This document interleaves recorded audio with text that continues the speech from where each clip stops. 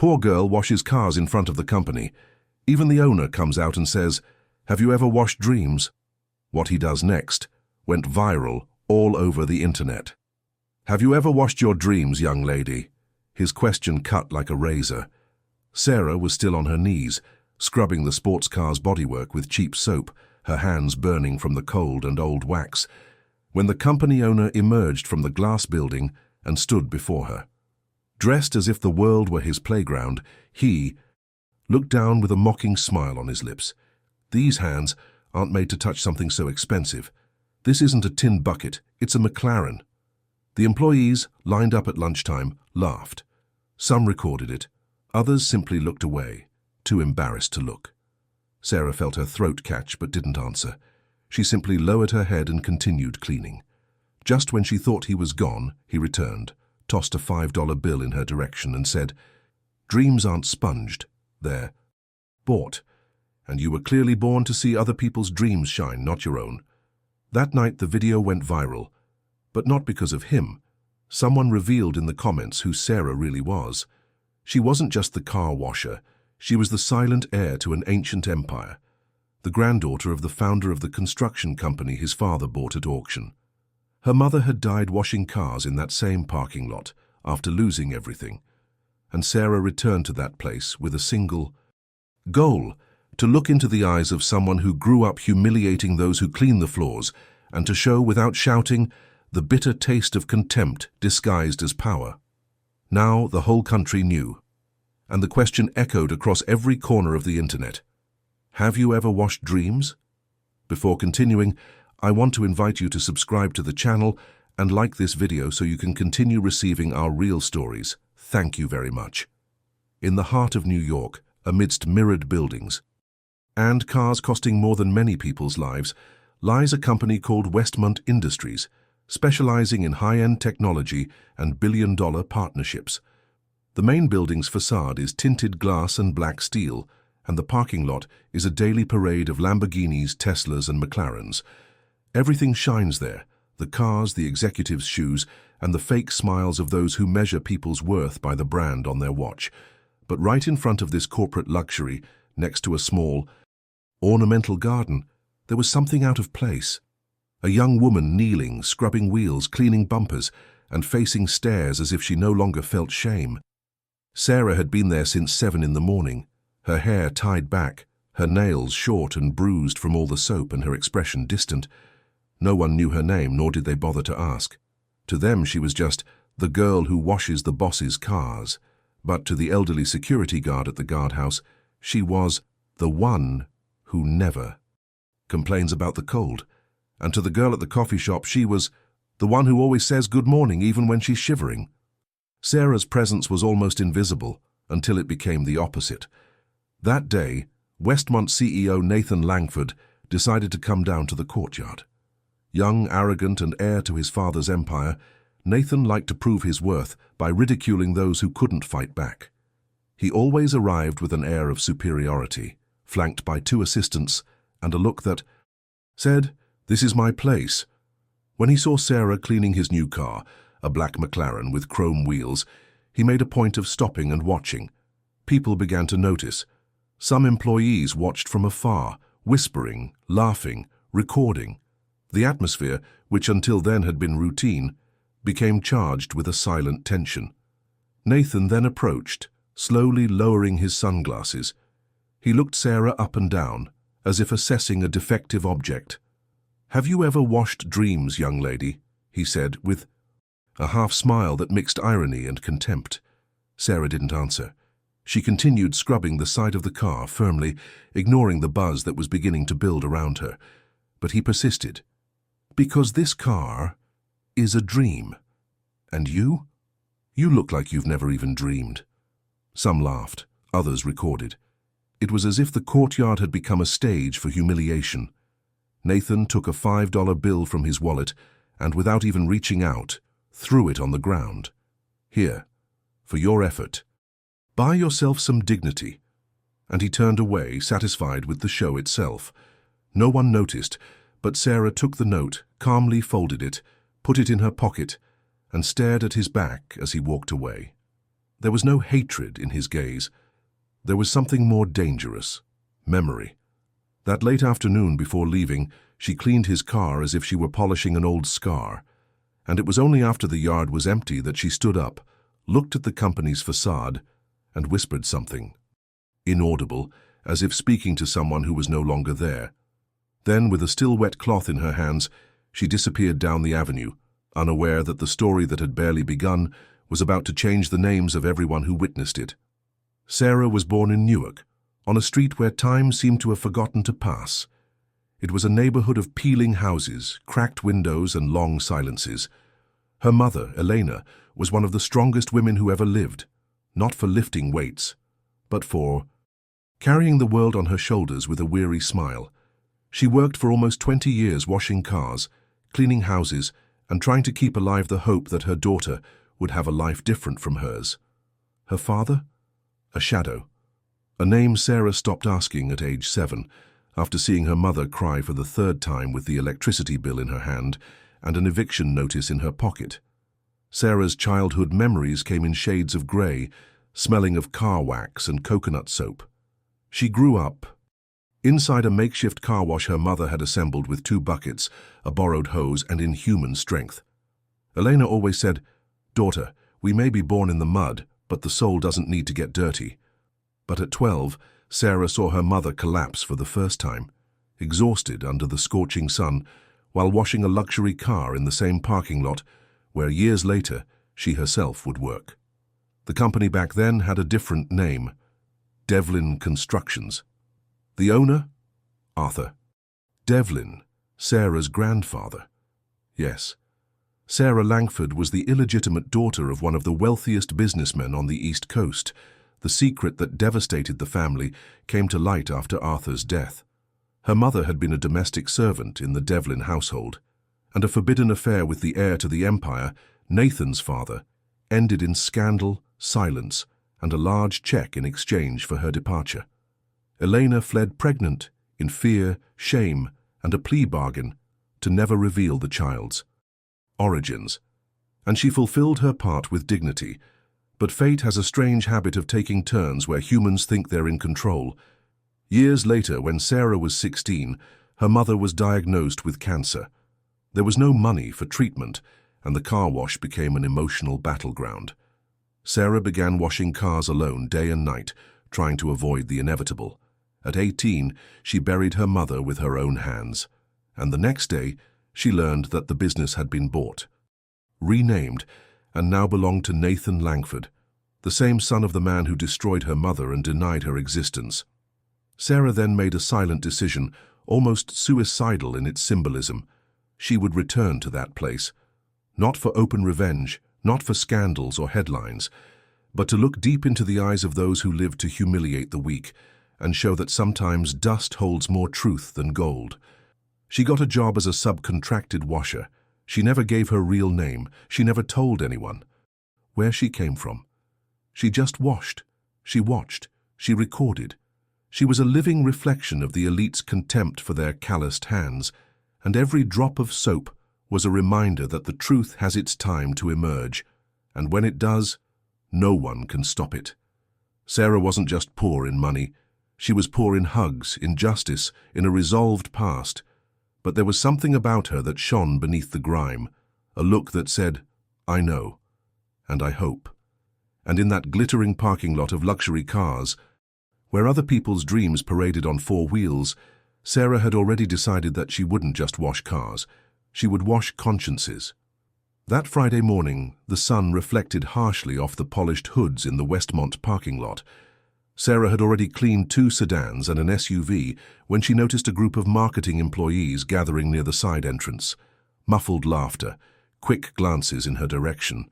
She was used to it. But that day, there was something different in the air. There was a bet. It all started with a venomous comment from Julian, Nathan's right-hand man. "Let's see if she dances for tips," he said with a laugh, tossing a $20 bill on the ground near where Sarah was washing her car. The others laughed. "I bet if Nathan talks to her, she'll even sing the national anthem on her knees," an HR assistant commented, as if it were amusing. They were betting on what they would do to her, How she would react, if she would blush, if she would beg for a few more. Bucks. Sarah did hear it, but she didn't react. She just scrubbed harder, as if trying to scrape the very human scorn from the bodywork. Nathan, seeing the group laughing, approached. He enjoyed an audience, dominating the room with his implacable presence. "What are you laughing at?" he asked. Julian replied, "We bet if you give her a $5 bill, she'll kiss your hand." Louder laughter. Sarah paused for a moment, but didn't look at them. She was kneeling beside the McLaren, her hair plastered to her sweaty face.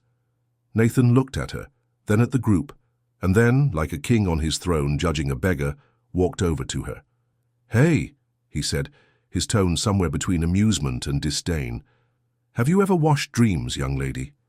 The sentence came out like a velvet-wrapped hammer blow. The intent was clear: to humiliate. She slowly raised her eyes, meeting his gaze for the first time, but said nothing. Her silence was sharper than any response.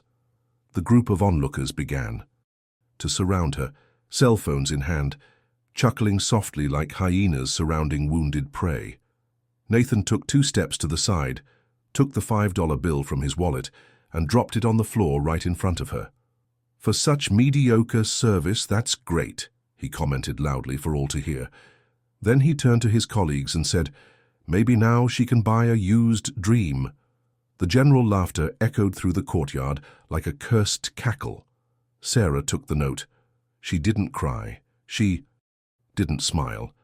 She simply folded it carefully as if folding a keepsake and put it in her pocket. Then she returned to her work, silent.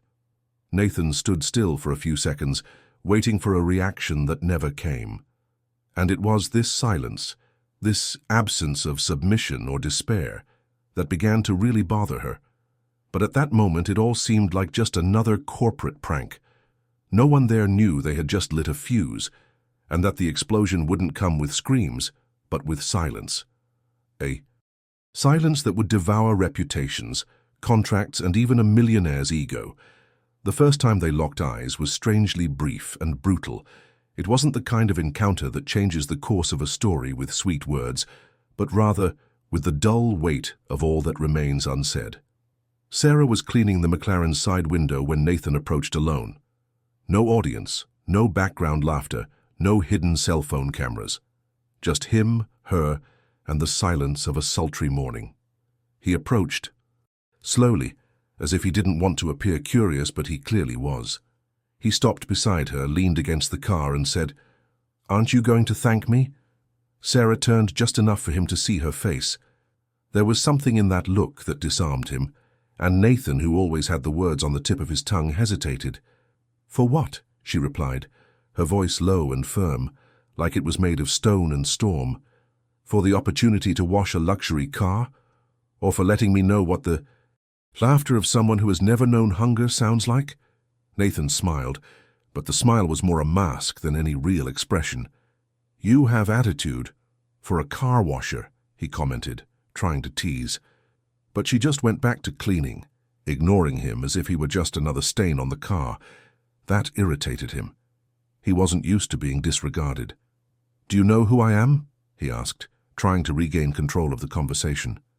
"Yes, I know," she replied without looking at him. "You're the man who feels big by making others feel small. That usually has an expiration date." Nathan gave a dry laugh. "Do you have something against me or successful people?" This time Sarah stopped. She dropped the cloth, slowly stood up, and stood before him. The look she gave him wasn't one of hate nor pity. It was the look of someone who knows too much, who saw the source of the dirt where others only see shine. "I have nothing against those who have risen in life. I have nothing against those who have kicked those who were already down." He didn't know what to say. He stood there stunned as she walked away with the bucket and rag. For the first time, Nathan Langford felt uncomfortably out of control, and for the first time, Sarah felt like she had begun to wash away not just cars, but the layers of rot behind expensive smiles. That quick, disconcerting exchange, without shouting or grand gestures, was the beginning of it all. Because, without knowing it, he touched the thread of a story much bigger than he imagined. And she, without saying anything, warned him, "I know who you are and I'm here for a reason." The following Monday, The Westmont parking lot was packed earlier than usual, not because of meetings, nor because of some launch event, but because of anticipation. The video of Nathan throwing the $5 bill at Sarah had been posted anonymously over the weekend and had already racked up over 1 million views. It was a short clip, recorded by one of the interns. It showed Sarah kneeling, the phrase, "Have you ever washed dreams?" echoing, and the chorus of laughter from the employees. The CEO's name was trending. The hashtag #DieJoshWashedDreams was taking over Twitter. But inside the company, the mood was different. No one was commenting out loud. They just watched. Sarah arrived early, as always. But this time everyone noticed her. Not because she looked different, but because the embarrassment wasn't just hers anymore. It was theirs. Still, Nathan didn't care, or pretended not to. He left the building at the same time as always, flanked by his 2 assistants. He walked to his car with the same confidence as always, even though he knew he was being filmed again, albeit by eyes instead of cameras. And there she was again, kneeling beside the car. "Ready for another day of cleaning up other people's dreams?" he asked loudly, forcing a smile. Sarah didn't answer. She lowered her head and continued scrubbing. This bothered him. Nathan didn't want silence. He wanted a reaction. He crouched down slightly, almost at her height, and said, "You should thank me, you know. I gave you fame. Without me, you'd still be invisible." Sarah looked up, her eyes fixed, hard, and for the first time, her expression held a hint of mourning. "The fame you gave me is cheap. I would trade it for justice." The crowd gathering in the distance stopped feigning indifference. Some were recording, others just watching. It was then that Nathan delivered the final blow. He lifted his phone, turned on the front camera, and started recording a joke. "Hey guys, this is Sarah, the bucket and sponge muse," he said, pointing at her with his phone. $5 and a little dignity. Say hello to your fans, honey." Sarah was silent, but when he turned to end the video with a joke, she slowly stood up. She picked up the soaked cloth, wrung it out tightly next to his sneakers, and calmly said, "The dirt you throw at others always splashes back." Nathan looked down at his dirty shoe and soaked sock. The silence around him was almost deafening. No one laughed, no one applauded, but everyone saw it, everyone registered it, and what was once an act of contempt became a moment of collective discomfort. He turned and hurried away, and as the sound of his footsteps echoed across the asphalt, Sarah wiped again, not out of submission, but out of conviction, because she knew she didn't need to scream for the world to hear her.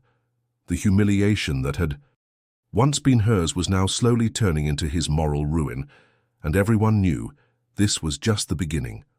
On Tuesday afternoon, after another sweltering day of grease and wounded pride, Sarah was finishing washing the last car when she saw Julian, the same one who'd bet on her, approach, alone. He looked uncomfortable, sweating more than the heat warranted. "He wants to talk to you," he said, jerking his chin toward the company's side entrance. Nathan was waiting for her there, leaning against a tinted glass wall, arms crossed, expression grim. Sarah walked in silence. Each step felt like it weighed a ton. When she stopped in front of him, Nathan opened his mouth, but she was quicker. "You want to know who I am?" she said, staring at him with a firmness that mixed pain and control. "You should know, because it was your father who destroyed my mother." Nathan frowned in confusion. "What do you mean?" Sarah took a deep breath, but not to hold back tears. She wasn't crying about this anymore. She'd cried too much for too long. 20 years ago, your family bought Devlin Constructions after the founder died washing cars. Right here, she pointed to the ground. "Elena, my mother." Nathan froze, not because he believed it immediately, but because the name seemed to trigger some buried memory. Sarah continued, "She worked in your grandfather's house. She was sent away pregnant. She had to sign a hush-hush agreement to survive. And do you know her full name?" She pulled a plastic sheet containing a copy of her birth certificate from her pocket. "Sarah Langford Devlin. But Devlin disappeared from the records, erased with your family's money, but not from my soul." Nathan took the paper with trembling hands. He read it once, twice. The silence between them grew thick. Finally, he spoke. That can't be true. My father would never. Your father knew. And if you look at the company's old files, you'll find her name on the list of hidden compensation. Payments from 2004, I've seen it. She turned to leave, but before she did, she glanced over her shoulder and dropped the last sentence. So the next time you think about throwing $5 on the ground, remember that you're spitting on your own family history. Nathan didn't know what to say. For the first time in a long time, the silence wasn't the other person's. It was his. A silence that burned inside, bearing the weight of decades of lies, conveniences, and humiliations he never knew. He inherited every time he thought himself superior. Sarah walked away without looking back. But in that moment, something had already changed, because she no longer needed to prove anything. She knew. And now, so did he. Nathan spent that night awake.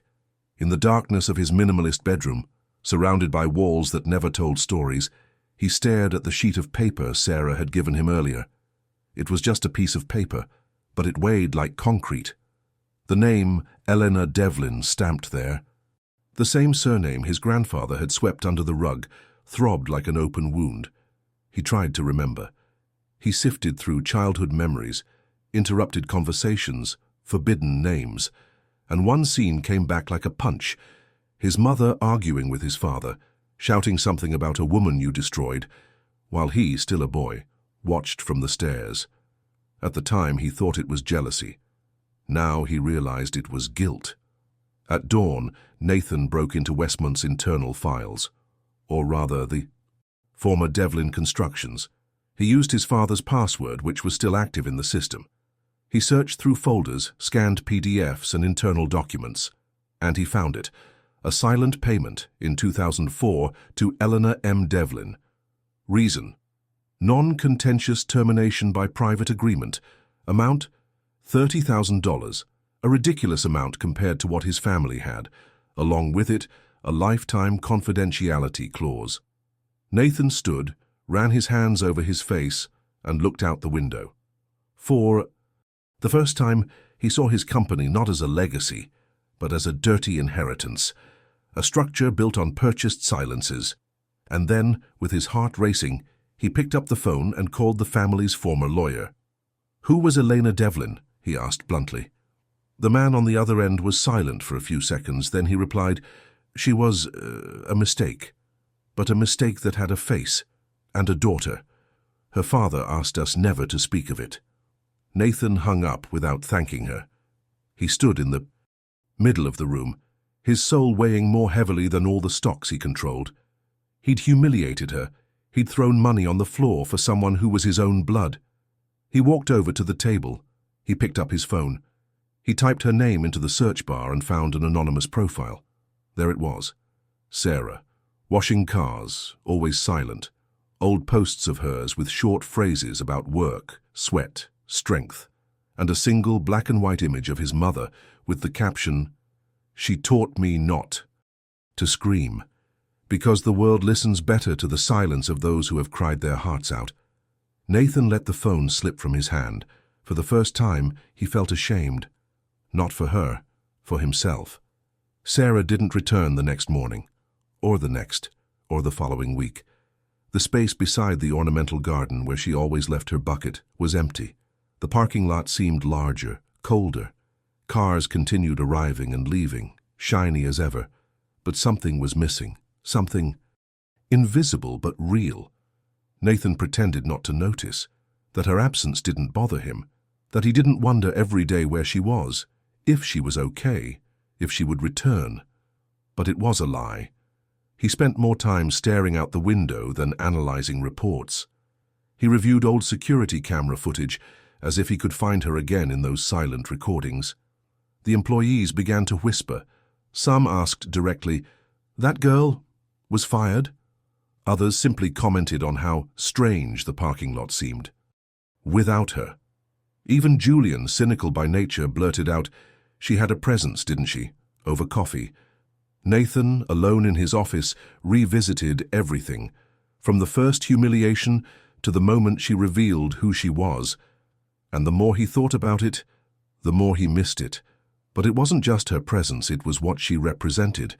Sarah was the mirror he'd avoided his entire life. With her there, he was forced to see who he really was. Without her, everything reverted to its comfortable disguise. And that was what hurt the most. He tried to find her. He called the outsourcing company. "She left voluntarily, sir," they said. He tried to locate her address, but the name on the contract was fictitious. He even tried using the city's internal system, where he discovered that the only real name on record, Sarah Devlin, was linked to an old funeral and a small business that had closed due to lack of capital.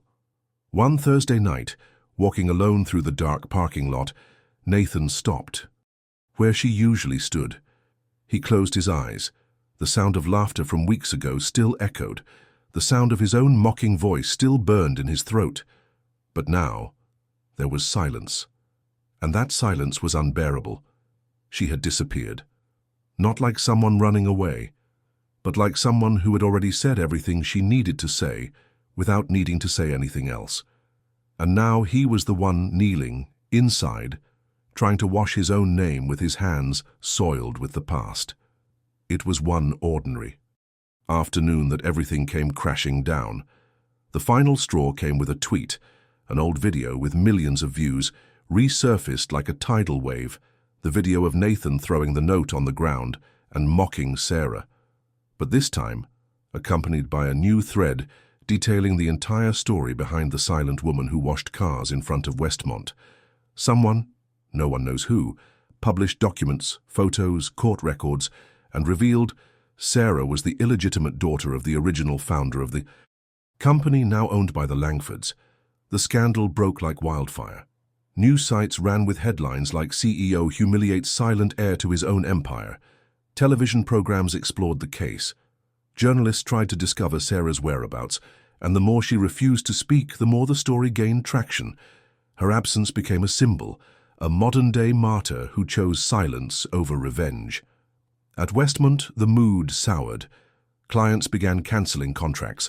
A Formula E sponsor publicly terminated its partnership with the company, citing incompatibility of human values. Shareholders pressed. The board demanded explanations. Nathan, who had previously commanded rooms with his presence, now walked in and out of meetings like a cornered man. At an internal conference, one of the directors, old, sober, and direct, stood Nathan down in front of everyone and said, "You didn't just inherit the company, Langford. You inherited its rot, and instead of cleaning it up, you spread it." The silence after. That was more violent than any shout. Even employees previously complicit in his laughter began to avoid him in the hallways. Leaked emails revealed internal comments ridiculing Sarah, reinforcing the toxic environment he had fostered. Public opinion was unanimous. He not only acted badly, but was a symbol of a structure that humiliates, crushes, and then turns a blind eye. One rainy morning, Nathan arrived at the company and found the facade graffitied in red letters. "Have you cleared your conscience today?" There was no security camera that had the courage to erase that. Social judgment didn't come in court. It came in the stares he avoided, the lost contracts, the precipitous drop in the company's stock, and the fact that even though he was a millionaire, he was now a man too small to fit his own name. Sarah didn't say a single word, and yet she won. The following days were the longest of Nathan's life. For the first time, he woke up without the motivation to wear the expensive suits he loved so much. The mirror, once an ally, was now a silent accuser. Every feature of his face reflected not only fatigue, but also the truth he had always hidden. Behind the arrogance lay emptiness. An emptiness shaped by unquestioned inheritances, purchased silences, and the belief that money redeems everything. He began avoiding the office. He spent hours locked in the library of the penthouse where he lived, reading old documents, archived letters, and, most of all, staring at a single photo he'd found in a yellowed folder belonging to his grandfather. Eleanor, young, smiling beside an old car, with a baby in her arms. Sarah. That image destroyed him, because there was what they never told him, and there, too, was what he destroyed. On impulse, he visited Elena's old house. It was a modest, forgotten building in the suburbs of Newark. There, He met old neighbors who remembered the woman who washed cars with dignity. She said her daughter was special, that she would never bow her head, said an elderly woman, her eyes welling up. Nathan couldn't answer. He simply thanked her and walked away, feeling his throat close up. On his way home, he passed the avenue where Sarah had disappeared weeks ago. He saw the bus stop where she sometimes waited, alone, bucket in hand. Everything seemed imbued with her. Her restrained gestures, the firmness in her eyes, her unwavering dignity. And the more he remembered, the more he understood there was something about Sarah he would never have integrity. It was that week that Nathan did something unthinkable. He fired Julian and 3 other executives directly involved in the humiliating episodes. He cancelled all contracts with third-party companies that condoned the abuse. He created an internal fund to compensate victims of corporate harassment, but none of this redeemed him. They were merely belated acts of someone who finally understood the damage. The next night, he did something even bigger. He climbed to the rooftop of the Westmont building alone and removed the sign with his last name. He ordered a new name to be placed on the facade, Eleanor and Sarah Foundation, and, without warning, he announced to the press that the company would undergo a complete restructuring, ethical, structural, and symbolic. But what no one saw, what no camera captured, was what he did next. He went to the empty parking lot, grabbed a bucket and a sponge, and began cleaning his own car. It took over an hour. His hands trembled, bleeding from the hard scrubbing, but he didn't stop. Because I finally understood. Not every dirty man has to stay that way, but only those who clean themselves up with their own hands have a chance of becoming someone new.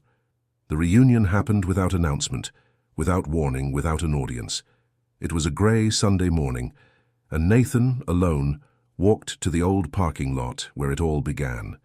She no longer wore a suit or a fancy watch. He wore a simple sweatshirt, a stubble on, his face and a tired look. In his hands he carried something he had never held before with sincerity: flowers. He didn't know if she would show up. He wasn't sure of anything. But she did. He stood in the same spot where she used to kneel, between the ornamental garden and the McLaren that no longer existed. And he waited.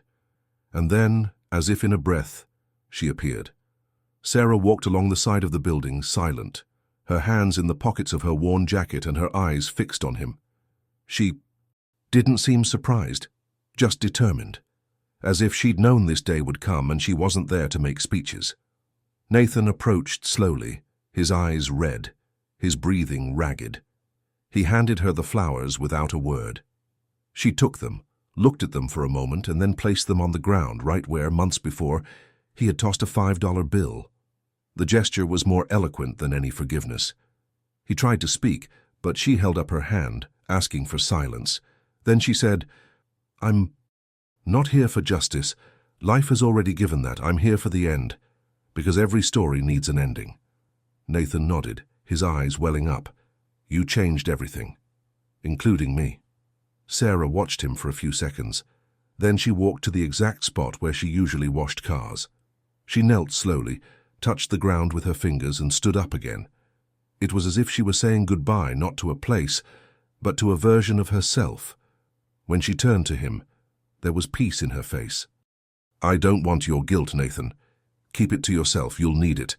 I just want everyone who steps foot here from now on to remember that beneath any shine, there's history, and that dignity can't be bought, it's earned." He nodded again. He didn't try to justify himself. He didn't apologize, because he finally understood that she didn't want to hear regret. She wanted silence. Sarah then turned her back and walked away, without promising to return, without saying goodbye. And yet, it was the most powerful reunion of his life. The next afternoon, Sarah received a letter. It wasn't an email nor a cold WhatsApp message. It was actual paper, a letter-headed envelope, with her name handwritten on it. The sender? No one. But she knew. He opened it carefully, and inside was just a short note, no frills, no apologies. It said, "If you ever want to come back, not as a car washer, but as a co-founder, the space is yours. But if you'd rather never set foot there again, I promise I'll make your absence count with dignity, and attached, a document of partial transfer of shares of the company in the name of Sarah Devlin. She read it all, calmly, her heart slowly calming after months of restlessness. Then she walked to the balcony of the small apartment where she lived, looked up at the cloudy sky and took a deep breath. For the first time in a long time, there was no weight on her shoulders. The next day, he returned to the parking lot. Not as before. She wore a simple dress, flat shoes, and held only a small white flower in her hands. The building now had a different name. The walls were covered in murals depicting workers' faces, phrases of dignity, references to her mother. The courtyard, no over-the-top luxury, simple, real. Nathan was there, standing far away, waiting. When he saw her, his heart raced, but she didn't run. She walked calmly. She stopped in front of him and smiled, for the first time. "Did you expect forgiveness?" she asked. "No," he replied, sincerely. "Just presence." Sarah looked around. "The world needs fewer heirs and more builders, and I'm tired of running away from what belongs to me." Nathan blinked in surprise. "Is that a yes?" She smiled again, but she didn't respond with words. She just walked to the company's entrance and pushed open the glass doors. She walked in. No applause, no cameras, just the truth in her eyes. Because the forgiveness she offered wasn't weak. It was grand. It was the kind of forgiveness that doesn't forget, but transforms. She decided to stay. Not for him, but for the legacy that was now hers. The parking lot was empty. The rain fell softly, almost silently, washing the asphalt as if erasing the last traces of the past. Beside the ornamental garden, an old blue bucket sat, clean upside down. No one touched it. It was like a discreet monument to a story that didn't need to be told aloud. In the center of the image, Sarah stands with her back to the camera, gazing at the now renamed building. Her hair danced gently in the wind, and in her hands she held a cloth, the same one she used to wash the car, carrying the humiliation. She folds it carefully, places it on top of the bucket, and then walks away slowly, unhurriedly, without turning around. Each step carries the certainty that the cycle is over. In the reflection of the company's glass, we see Nathan watching from the top-floor window. He doesn't smile. He doesn't cry. He just watches. And in that silence, there's more. Regret than 1,000 speeches. The camera moves up, showing the name on the facade, Elena and Sarah Foundation. The rain increases. Drops run down the sign, like silent tears from the building itself. Dry cut, black screen, no credits, no narration, just the last sentence blank. Some people wash cars. Others wash consciences. If you've made it this far, it's because this story touched you in some way. So, comment below. Not all silence is weakness, just so I know you stuck around until the end. Don't forget to leave a like. It really helps this channel continue bringing you stories that touch your soul. Subscribe too, because every week there are more plots with exciting twists like this one. And hey, the next video is already playing here on the screen. Click on it now, because if this story gave you goosebumps, the next one will leave you speechless. See you there.